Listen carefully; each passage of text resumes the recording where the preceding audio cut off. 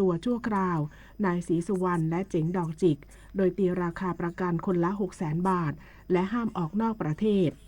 ศาลอาญาคดีทุจริตและประพฤติมิชอบกลางมีคำสั่งให้ปล่อยตัวชั่วคราวนายศรีสุวรรณจันยาผู้นำองค์กรรักชาติรักแผ่นดินและนายยศวริศชูกล่อมหรือเจ๋งดอกจิกนักการเมืองพร้อมพวกรวม5คน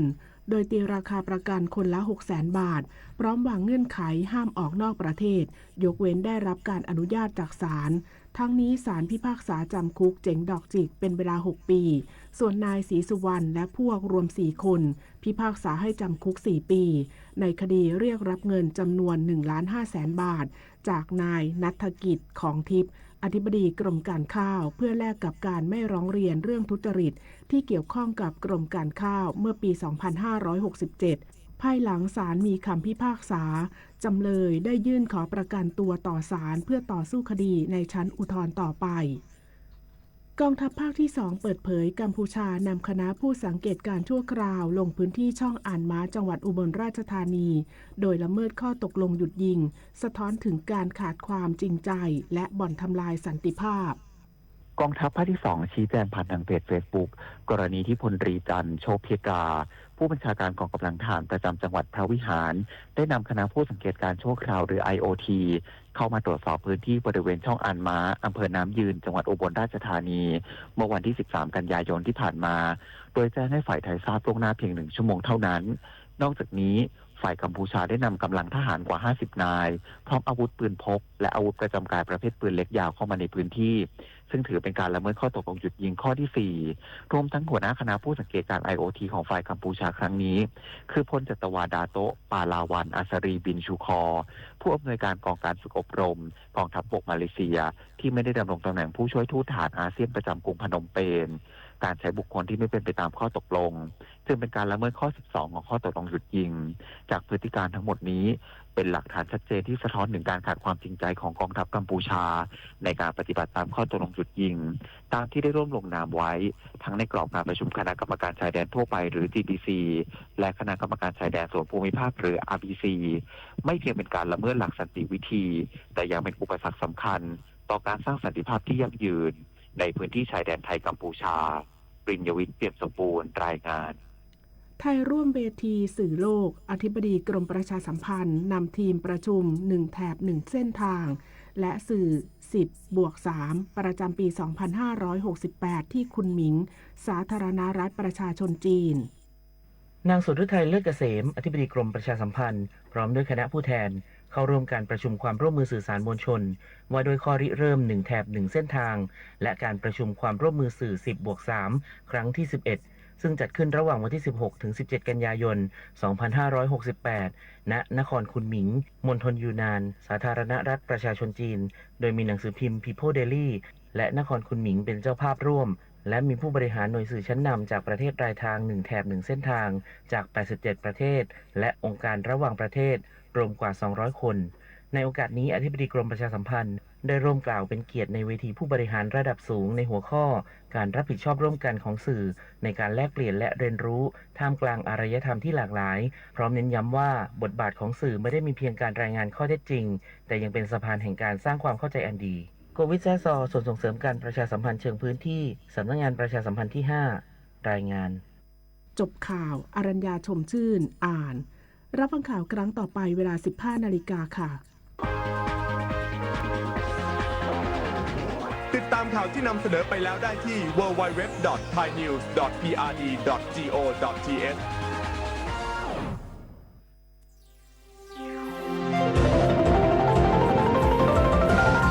วิทยุแห่งประเทศไทยให้ความรู้คู่ความสุขสารคดีร่มเกล้าชาวไทยพระเมตตาสู่ประชาราษฎร์พระบารมีแผ่ไพศาล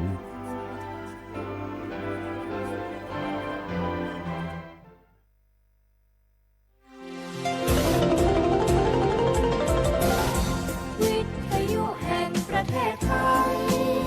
ให้ความรู้คู่ความสุข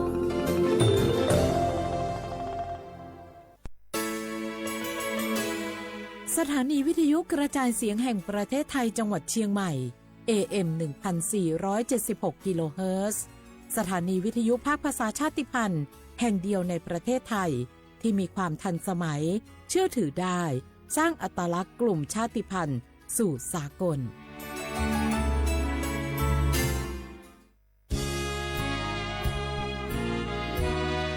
พระบารมีปกเกล้าเพื่อปวงชนชาวไทยจากพระราชกรณียกิจนานับประการที่พระบาทสมเด็จพระเจ้าอยู่หัวและพระบรมวงศานุวงศ์ทรงทุ่มเทพระวรกายทรงงานอย่างไม่เหน็ดเหนื่อยเพื่อประโยชน์สุขของประสบนิกรจากโครงการหลวงสู่การพัฒนาแหล่งน้ำส่งเสริมการศึกษาและด้านสาธารณสุขที่มุ่งเน้นการพึ่งพาตนเองและการพัฒนาอย่างยั่งยืนทุกย่างพระบาทคือการทรงงานทุกพระราชดำริคือพลังแห่งการพัฒนาเพราะประชาชนคือหัวใจของแผ่นดิน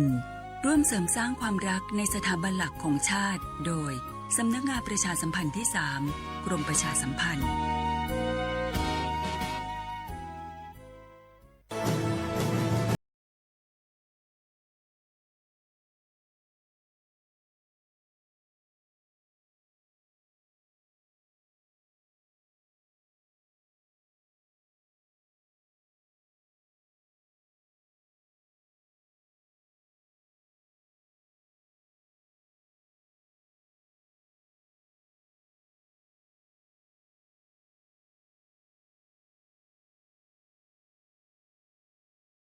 เผยแพร่ความลับผู้อื่นนำความลับหรือภาพลับผู้อื่นมาเปิดเผยผ่านออนไลน์หลอกลวง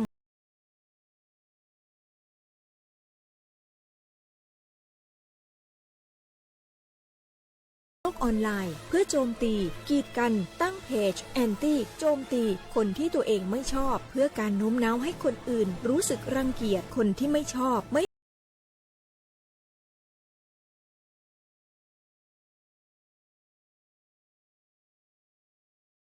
ล้อเล่นอาจสร้างผลกระทบที่ร้ายแรงกว่าที่คุณคิดด้วยความปรารถนาดีจากสำนักงานประชาสัมพันธ์ที่ 3 กรมประชาสัมพันธ์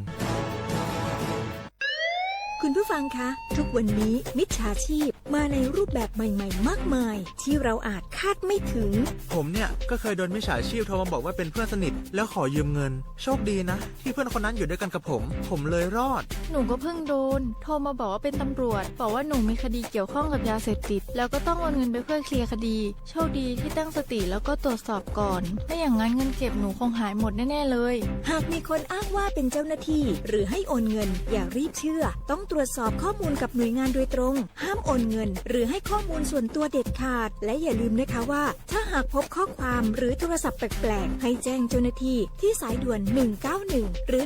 1599เพื่อช่วยกันป้องกันและหยุดยั้งมิจฉาชีพค่ะร่วมด้วยช่วยกันเฝ้าระวังภัยรู้ทันมิจฉาชีพเพื่อความปลอดภัยของทุกคนด้วยความปรารถนาดีจากสำนักงานประชาสัมพันธ์ที่ 3 กรมประชาสัมพันธ์กู้ภัยโทรมาบอกว่าป่อน้องรถแฉลบน้องบ่คิดบ่ฝันเลยว่าวันนั้นจะเป็นวันสุดท้าย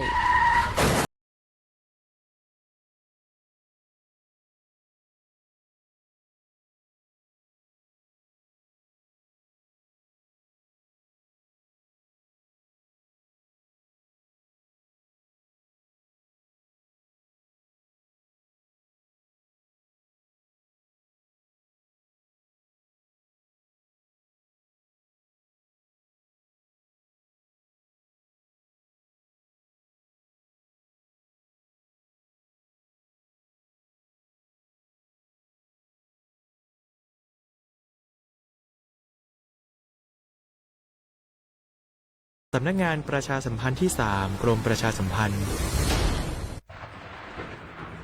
ฝนตกหนักน้ำท่วม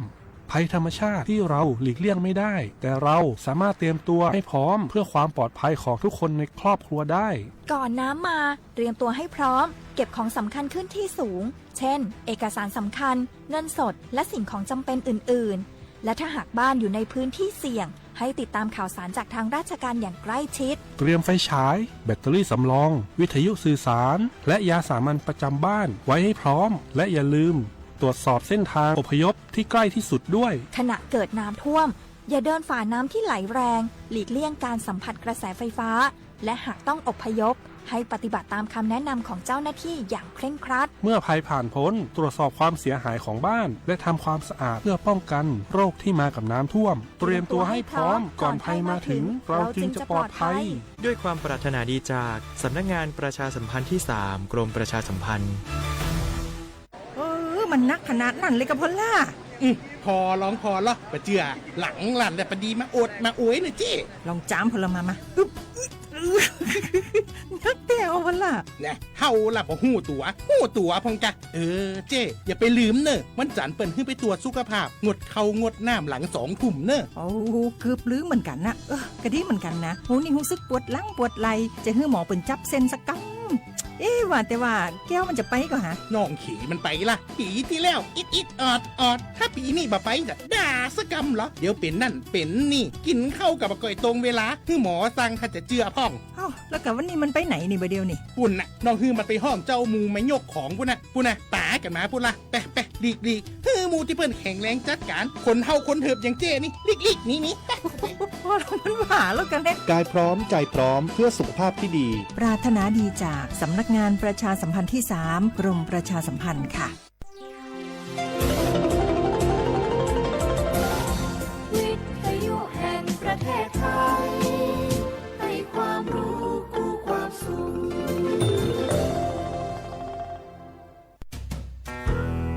แม่คะทำไมเราต้องเคารพธงชาติและเปิดเพลงชาติไทยในเวลา 8 โมงเช้าและ 6 โมงเย็นล่ะคะก็เพราะว่าธงชาติและเพลงชาติไทยเป็นสัญลักษณ์ของความเป็นไทยให้เราภาคภูมิใจในความเป็นชาติและความเสียสละของบรรพบุรุษไทยไงล่ะค่ะฟังนะลูกชาติไทยเรามีการปกครองในระบอบประชาธิปไตยอันมีพระมหากษัตริย์ทรงเป็นประมุขมีศาสนาพุทธเป็นศาสนาประจำชาติเรามีวัฒนธรรมขนบธรรมเนียมและจารีตประเพณีที่เป็นเอกลักษณ์ประจำชาติของเราเองค่ะพ่อ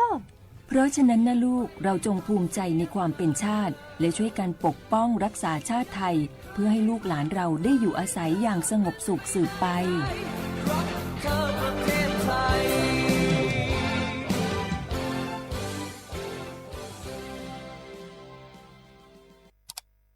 อ้าวแชร์เข้าไปบะอ่านเลยกะแก้วกับผมก็ดูอยู่นี่นะเจ้นี่มันก็เป็นโลโก้ของหน่วยงานราชการนะนี่เข้าไปตรวจสอบเป็นยังว่ามาจากหน่วยงานราชแต่ก็ระวังก็เป็นเหยื่อเข้าปลอมเนอะเอาจะนั่นเลยก็นี่ใจถ้าบัตรตรวจสอบให้ชัดเจนนะแต่ที่จะได้ประโยชน์กลับส่งผลกระทบสมัยนี้มันหลอกกันง่ายนะหลอกเรื่องการทับซิทนั่นนี่โน่นเพื่อให้เขาไปกรอกข้อมูลส่วนบุคคลแล้วก็เอาข้อมูลเหล่านั้นเนี่ยไปทำธุรกรรมต่างๆหรือแม้แต่หลอกให้คลิกลิงก์สารพัดที่มันจะทำนี่นะถ้าอันโหจะเนี่ยจะได้ดีนี่เจนี่อย่างแรกเนี่ยต้องตรวจสอบข้อมูลให้ชัดเจนจากหน่วยงานรัฐเหตุก่อนข้อ2ต้องมันติดตามข่าวสารเพื่อหูเต่าตันและข้อ3ต้องมีสติไม่ได้เจืออย่างง่ายๆนะเพราะว่าพวกมิจฉาชีพมันจะใจความเจือความศรัทธาความโลภและก็ความกลัวมาหลอกคนทำให้หลายคนตกเป็นเหยื่อเฮาก็ต้องเป็นส่วนหนึ่งในการตกเป็นเหยื่อหรือแชร์ข้อความอันเป็นเท็จบางอันเนี่ยเฮาก็จะมีความผิดใดอยู่ดิมว่าดีหาเหลืองติดคุกแล้วแก้วนี่นะขอโทษครับเจรู้เท่าทันป้องกันการตกเป็นเหยื่อจากแก๊งหลอกลวงปรารถนาดีจากสำนักงานประชาสัมพันธ์ที่ 3 กรมประชาสัมพันธ์ค่ะชอบบรรยากาศมาพี่ชนแม่วันนี้ปาร์ตี้กันให้สุดๆกันไปเลยจัดไปไหมเมาไหมครับหรอพ่อกลับบ้านได้แล้วเดี๋ยวพรุ่งนี้ก็ต้องไปส่งลูกไปโรงเรียนแต่เช้าอีกจะดื่มอะไรนักหนาเนี่ยนะตื่นไว้อยู่แล้วจะอะไรกันนักกันหนาขอสนุกกับเพื่อนหน่อยดิเหนื่อยมาทั้งวันแค่นี้นะพี่ไปร้านอื่นต่อไปก็ไปพี่ทำไมรถคันนี้มันขับช้าจังเลยแซงไปเลยพี่แซงไป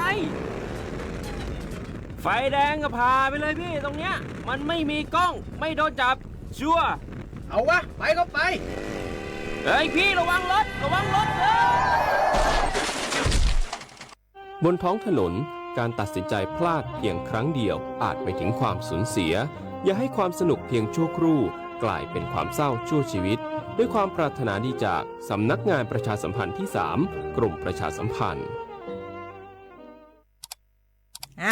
าว แชร์เข้าไปแชร์เข้าไปบะอ่านเลยกะแก้ว กับผมก็ดูอยู่นี่นะเจ้นี่มันก็เป็นโลโก้ของหน่วยงานราชการนะนี่เข้าไปตรวจสอบได้ยังว่ามาจากหน่วยงานรัฐแต่ก็ระวังตกเป็นเหยื่อเข้าปลอมเนอะเอาฉะนั้นเลยก็นี่ใจถ้าบัตรตรวจสอบให้ชัดเจนนะแต่ที่จะได้ประโยชน์กลับส่งผลกระทบสมัยนี่มันหลอกกันง่ายนะหลอกเรื่องการทับซิทนั่นนี่โน่นเพื่อให้เขาไปกรอกข้อมูลส่วนบุคคลแล้วก็เอาข้อมูลเหล่านั้นเนี่ยไปทำธุรกรรมต่างๆหรือแม้แต่หลอกให้คลิกลิงก์สารพัดที่มันจะทำนี่นะถ้าอันโหจะเนี่ยจะได้ดีนี่เจนี่อย่างแรกเนี่ยต้องตรวจสอบข้อมูลให้ชัดเจนจากหน่วยงานรัฐเนี่ยก่อนข้อ2ต้องมันติดตามข่าวสารหื้อหูเต่าตันและข้อ3ต้องมีสติไม่ได้เจืออย่างง่ายๆนะเพราะว่าพวกมิจฉาชีพมันจะใจความเจือความศรัทธาความโลภและก็ความกลัวมาหลอกคนทำให้หลายคนตกเป็นเหยื่อเฮาก็ต้องแบบเป็นส่วนหนึ่งในการตกเป็นเหยื่อหรือแชร์ข้อความอันเป็นเท็จบางอันเนี่ยเฮาก็จะมีความผิดใดอยู่ดิมว่าดีหาเหลืองติดคุกละแก้วนี่นะ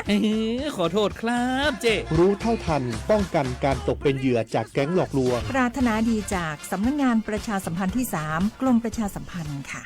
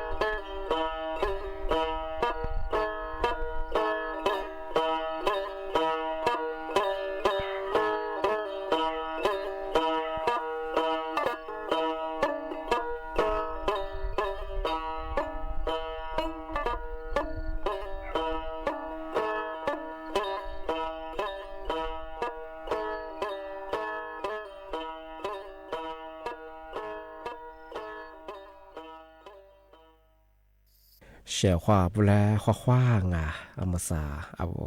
ลิสุงโงโดดเสตความเปลาวอาวลิสุงโงปากากุงโงไม่ยาทาจิ้มหมายสถานีวิทยุกระจายเสียงแห่งประเทศไทยจังหวัดเชียงใหม่ว่าโดจะในไปเหตุสมมุขวานีเจโมติขวาโดที่โมลองว่ามันยาหนีมุขวานีสามโมติขวาดวะที่ยังมันขวาโดจะนาที่ยังขวานีนาเนี่ยสง่าเอาวิทยุว่ามือจะมังว่ามันยังเคยยี่ระบบยา AM ยี่ครึ่งความถี่งบเหตุที่ตัวลี่ยาฉีดโชว์ขึ้นกว่าโจยาดอลลาร์อาทิตย์ทาวระบบไลฟ์สู่เหตุจังฟิสบุยเพงงบเหตุสวทเชียงใหม่ AM 1476กิโลควอติเลบูยาคือเอติเลดุลางงานี่เมที่ยังงไม่ยาฮาวลิโซอาบังไม่ยาคือชิฮาซึชิเนนี่เมที่ยังมาโซนิงอาโซนิยิโคนิโตนิจังหวะโคเอาไทยอาบังไม่คือ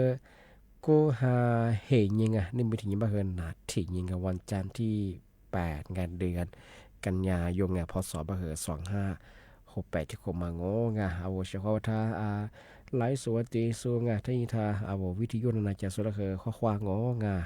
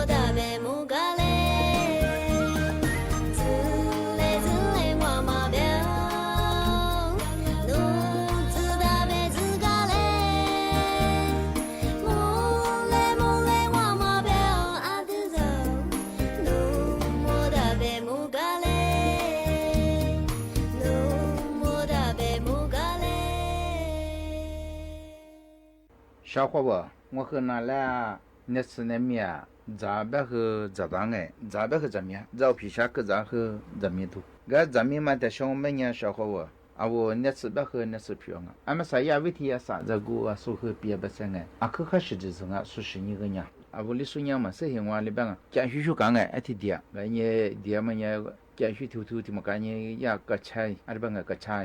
ที่มันยังเป็นงชาวหัวที่ยาวันพระอาทิตย์จกที่กว่าจะส่งไปยากระแอมแบบสุโจและแอนแบบสุโจพันเหนือมันเป็นยังไงคิงกระชายที่มันยังเป็นงชาวหัวเอาเจ้าพิาไม่หินสักจะจะหัวเวจ้าอาทิตย์ชะตากะก็เอากุมาตาลังยี่ตีกันยังไงจะเอามันเป็นยังอีบุษยาที่เอาจะมีมันจะกูยังไงไอ้สิ่งนี้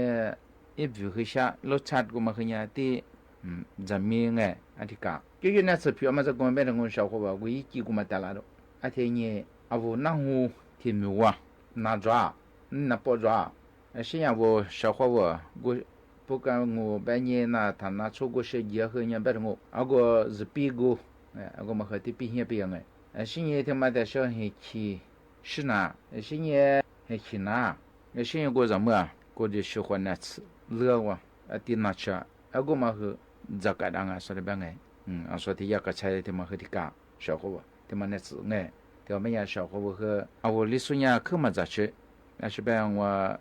嘛咋的嘛做和么啊？特别们家说比要专业到这咋过手抓，都在那个嘛？说继续干哎，我一几个嘛带来呢，得他被继续提醒我，这嘛那次去表说的办哎，个小伙子和嘛在说我们家说我们没去干呀。这10年哎，喊我们家支持喊我们家的比婚姻我和哪来比嘛？提了我小伙子，小伙子，俺的嘛的是我和人家吧，这是都面哎呀，喊母吧嘛，的比啊，小伙子，我了出版么呀，嘛这么多嘛当哎，俺这个多嘛，这个嘛，我这个喜欢的喊嘛，我过去的么样吧，小伙子，我过去我语言过吧么样，喊吧么样哎，这个大嘛这对嘛。我自装啊，我一吃过嘛我是一下过嘛，我这对没下，也不有装嘛，我喜欢来了，所以也被我呀喊了喊母，我喊母吧嘛呀，我不嘛呀找提子里我这里就话，这对就话，怎么你我老出喜欢呢？哈对了哎，什么这里是这滚吧，小伙子，我过对吧嘛呀，阿里提子过子哎，怕哈流怕卡流我们呀。阿另个提子那票户，阿提个，喊了喊母吧么也不是我小伙子，也不有吧么呀我喜欢的来呀可装哎，我是不如不被对应穷哎，是不如不的我一飞过嘛做我吧呀，也是嘛丢个啦不啦，也便宜子也是你做一的一去嘛丢啦啊，但我今年我老出去的我在对呀嘛吧呀一喊飞子过嘛。和我我喜欢的地方哎，阿拉喊了喊母吧么呀，小伙子，俺们自抓吧么样哎，有体子嘛，呀，原嘛花，个夫阿奴阿伢子的，的是了装是你自己子嘛么样的呀，饼、น้ำตาล不得很哎，呀，别都没吃得很哎。的么来装是你啥子的子嘛么样？我票面吧么样？一片你去吃哎，我票面吧么样？拍一片你去吃嘛？是我票个嘛标哎，的么来装是你我礼部的部嘛？我们家是都是，是不是指是不凶哎？的么来装是你我自己子嘛？我们家开满的原嘛的是不如不的么来装的干的么做你我子小伙子那边嘛我子嘛对我们家一给我就做比嘛，你提子嘛你抓你些语言吧嘛小伙子，因为提子嘛一般我的呀，原嘛话吧嘛呀，俺别话，俺你话，个话，俺话，我话，小子嘛话，我咋嘛是一看呢，也别话我一看那个嘛，我的一妹妹，是你一里天东是你一年馒头，是一副等等，对嘛我们家个呀，个副。俺夫，等等娘夫等等是你但是和我偏来装嘛，我们家的呀，安诺伊嘛是做了嘛的呀，拖粮、拖桥、拖里松，安诺是安诺你吃，也得说诺，等等我最近当但是和安诺来打嘛，就是有个呀，俺家吃的呀是下当的俺家吃有个包下当的。他妈组装我们每年不有办法也是鱼呀，小伙我过的花的嘛，嘛对了嘛，也嘛比了嘛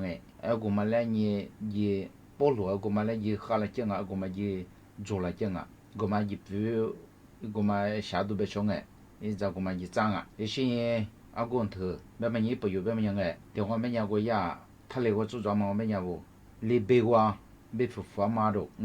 是你呀，可能我每年。我喜欢呢，喝了这个的下桌嘛，有时的嘛，一下我有多不拉都只是不拉嘛，只是对了嘛，等等我们家小伙子我人家我们家把我这我们家一无了没了上是个对无了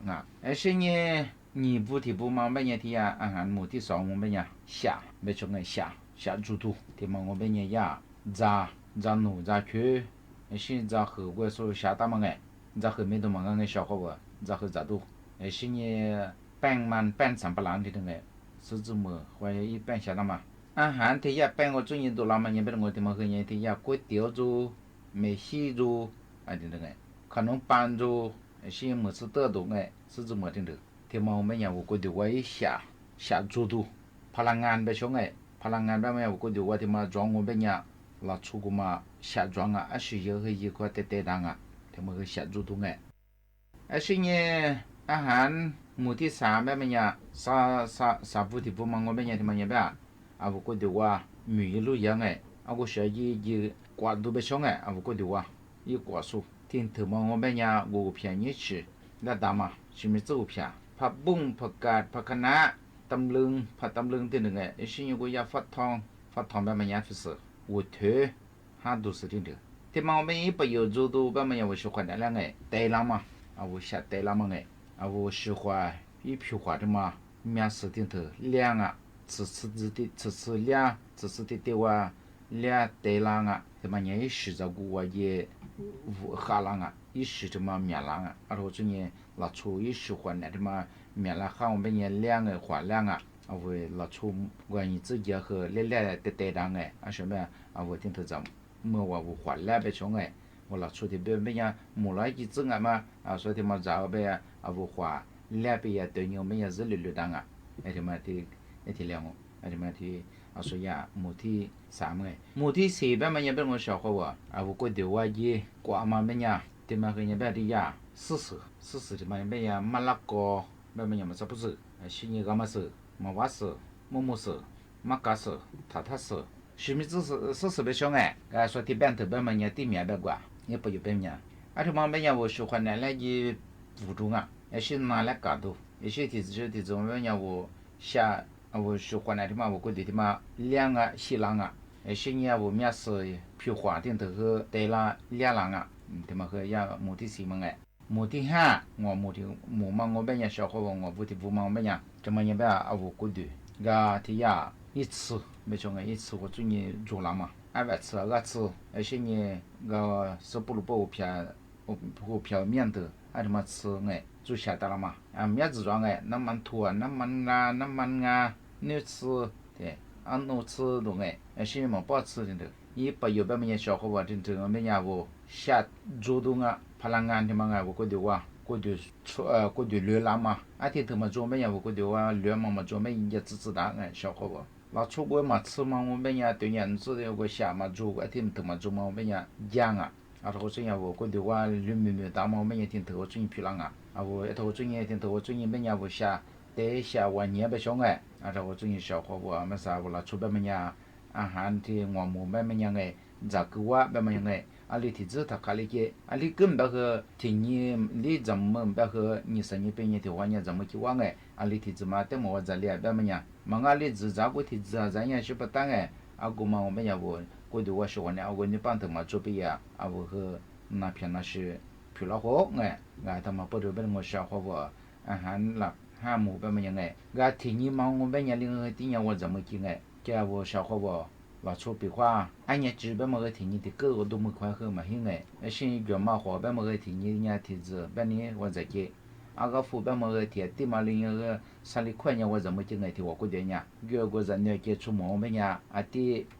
明明我怎么给，阿小妹我下多下面早动哎，现在咱面嘛和别我不当嘛家当嘛和，俺饮茶大师，所以别伢在饮茶师嘛我们伢，阿个嘛在一次个嘛。一下子嘛10多个，一不要面嘛种哎，啊我100的这个样100我们一下个嘛面，我便宜时候的我，啊我咋个米的咋个别的我，俺就做我怎么进来的例子我是，小个别我啊我咋我们也40个做对人哎，啊我咋天我们家不买是唔办哎，我吃嘛别们家也那单面，要么家老出个咋嘛是咋嘛和做看你我哎，啊我咱面那个那单面嘛我们家。嘛哈，哎，啊，我觉得是吧？我喜欢那面里边鱼骨嘛那边拿票啊，些那蛮木花吃头个听我，啊，我咱们个呗，啊，另个提花呢呗，啊，对我喜欢那我在路那这个，对别么呀，这个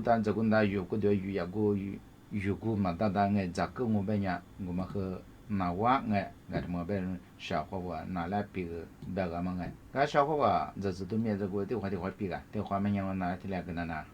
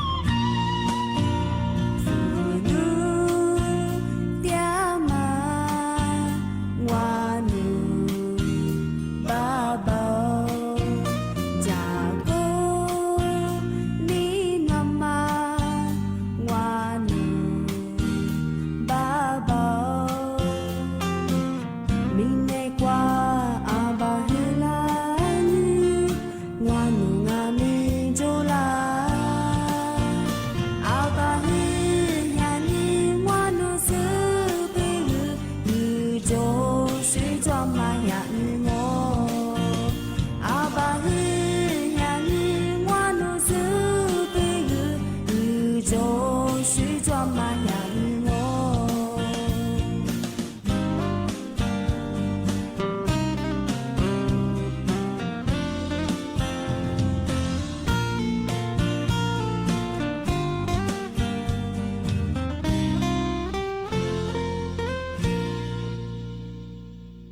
小伙娃，个小伙娃来对别个别个抓别么个人么啥，还结婚那个，个结婚那他妈个人别个小伙娃，啊我还结婚嘛的时候人结婚吧，啊我咱们做啊做人个，个其他嘛婚啊，结婚没人为小伙不搞别人，个其我别人因差里当个，俺家里多啦，特别别么别人，个吃那花须多啦个。啊，tidak. Tapi memang banyak isu ke tapja ko tulanga. Tinggi menyaling ke ba sahwa ma se chi chiang banyak ga tema pesine ajali tulanga awo chi chia ke. Ati memang ba de awo alinga ke ni ngo tinggi ma ko wa awo ko de ko mi wa 你咋知道啊？家他妈都个他妈好多一个别人不喜欢的话，俺家嘛种哎，俺说这边呀，啊拉西南哎，特别别嘛别人。aja ma ko ze do sale ko de ngai zwa sale pe ya he yanga aka pa sale menya he yi shu shnanga ga ber ngo sha ko ba he ji khona ta manya a sho zu ni yi ji wo le shi zu la ba menya ngai te za zi do mie ta ma zu ni ne lang yin na ti yin na ta ma yin ba de ti ya bacteria shi ni virus protozoa shi ni ti ya plastic te wo bin de 我做你漂亮啊！我在这边啊，我bin带听等哎，车不拉听的，我转去有我什么也光啊，转也光啊，然后做你去光哎，你那漂亮啊！但没人我咋多嘛？他妈和可以介绍好我，我咋我们一直咋嘛？对方没人我照片咱们给我刷咋和一般，个是明白哎，没点点的，别么也没吃的少一个锅这个那个得了哎，也我得了嘛还是啊，都没人我这是都没人我们一干嘛知道我们人。 你老母个别也那个拉面的丢，啊我咱我们家我的话知道，而且的我们家我来你来嘛，人家的我们家我20来个装啊，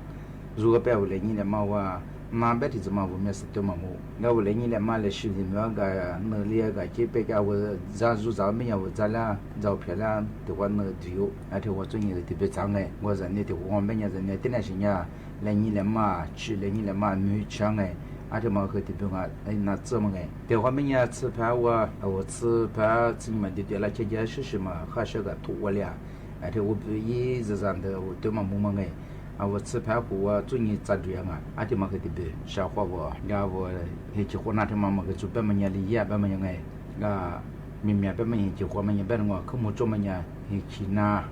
很几乎俺家里去多了，那些的话没人过，一分多哎，是呢，一时的这个家伙多了啊，的话没人做和做配嘞哎，配和配，然后个干那些俺家些一个哎，是呢，面色和风苦哎，是呢，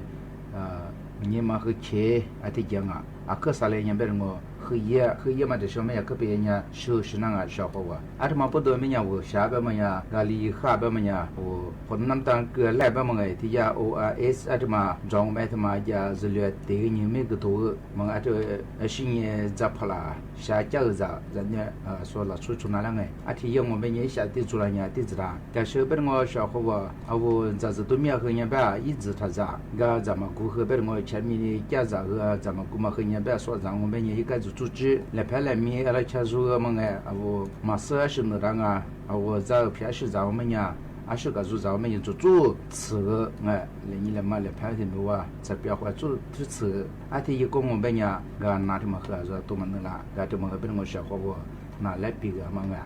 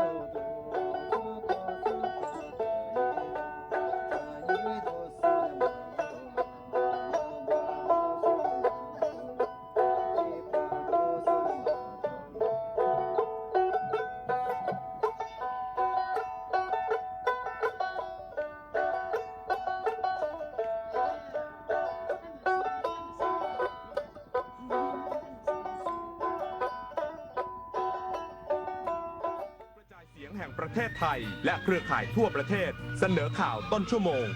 รู้เร็วรู้จริงเกาะติด